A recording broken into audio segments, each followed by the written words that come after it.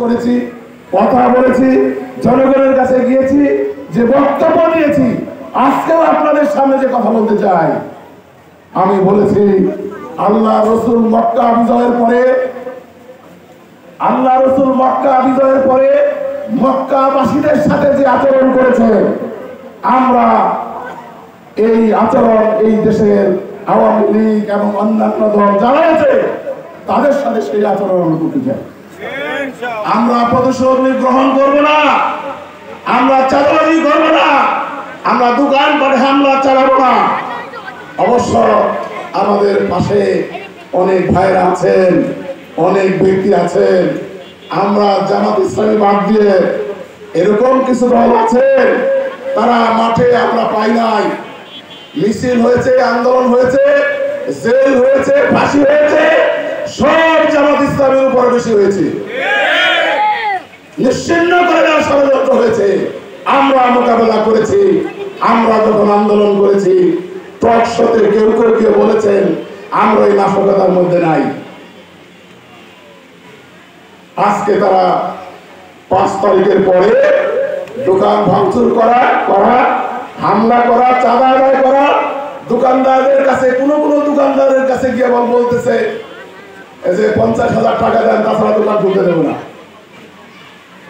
সংগ্রামী ভাই আমার, আমরা স্পষ্ট ভাষায় বলতে চাই, এখানে অনেক ব্যবসায়ী আছেন, আপনারা কোনো ব্যক্তিকে আপনার নিরাপত্তার জন্য, ব্যবসার জন্য 1 পয়সা চাঁদা দেবেন না। কোন ভাঙচুর, অগ্নিসংযোগ, বাড়াবাড়ি করতে আসলে আমাদের কাছে খবর দেবেন, আমরা আপনাদের পাশে আছি। সংগ্রামী ভাই আমার, আজকে ধোয়া তোলা হচ্ছে, বিশেষ করে আমার প্রতিবেশী দেশ ভারত থেকে বিভিন্ন সময় ভারতের টিভি চ্যানেল খুললেই দেখা যায়, পত্র পত্রিকায় আসে যে সংখ্যালঘু নির্যাতন করা হচ্ছে।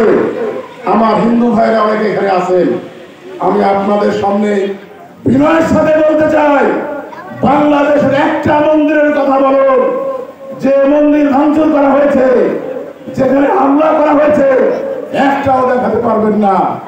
আপনাদেরকে যে দল বারবার ব্যবহারের চেষ্টা করে, আপনাদের কাছে বিনীত হয়ে বলতে চাই, আর ব্যবহার হবেন না, আর ব্যবহার হবেন না। আপনারা, আমরা দেখেছি বাংলাদেশের হিন্দু ঐক্য জোটের যিনি সভাপতি গোবিন্দ সাহেব বলেছেন, আওয়ামী লীগ সবচেয়ে সংখ্যালঘু নির্যাতন বেশি করেছে, হিন্দুদের সম্পত্তি দখল করেছে, এই বক্তব্য ভারতের টিভি চ্যানেলের সাথে তিনি দিয়েছেন।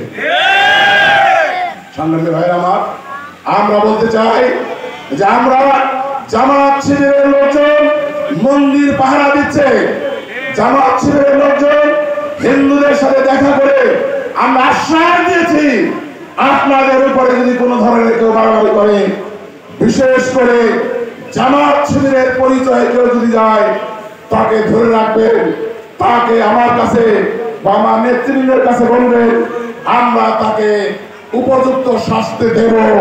আমরা এই ধরনের আচরণ, এ ধরনের কোন কর্মকাণ্ড জামাত ইসলামী পছন্দ করে না। সঙ্গে ভাইয়ের আমার, আজকে সাইদি সাহেবের জন্য আজকের দোয়ার অনুষ্ঠান, আমরা আল্লাহর কাছে দোয়া করি যে সাইদি সাহেবকে দেলু রাজাকারকে সাইদি শাস্তি দিবেন।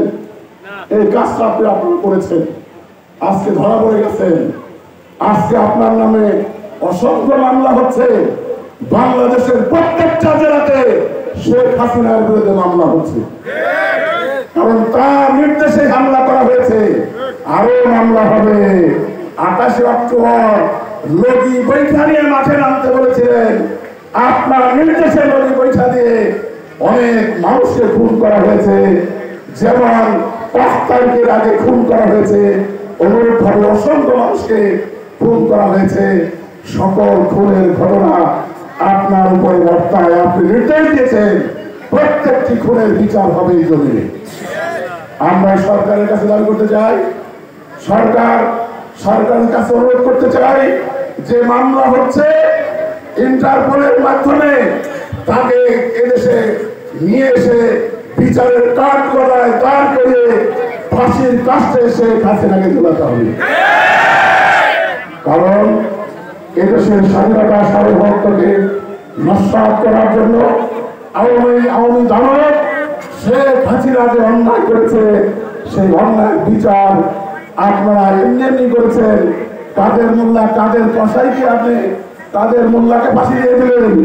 অনেক অন্যায় করেছে, আপনি যেগুলো মানে অন্যায় করে খুন করেছেন সে বিচার কি হবে না? অবশ্যই বিচার হবে। আসুন, আমি কথা দীর্ঘায়িত করতে চাই না, আপনাদের কাছে অনুরোধ করতে চাই, আগামী দিনে আপনারা জামাত ইসলামীকে যেভাবে দেখেছেন, আপনারা জামাত ইসলামীকে যেভাবে দেখছেন, অন্যান্য দলের মতো জামাত ইসলামী নয়। কারো প্রতিশোধ আমরা নিতে চাই না, এই দেশটাকে ইসলামী রাষ্ট্র বানাতে চাই।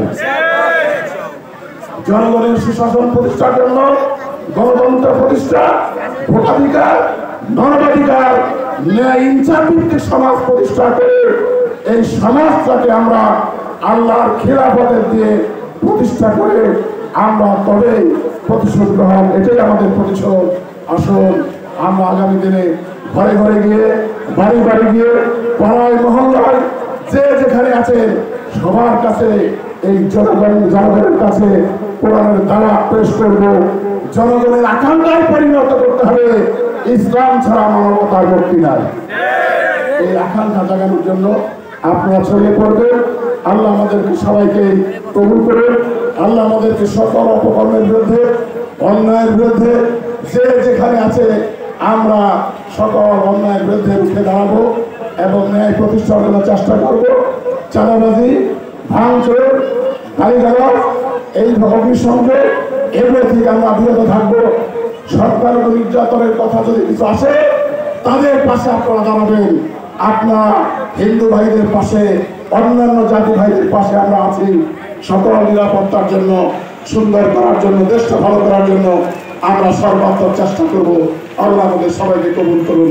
ওয়া আখিরু দাওয়ানা আলহামদুলিল্লাহি রাব্বিল আলামিন।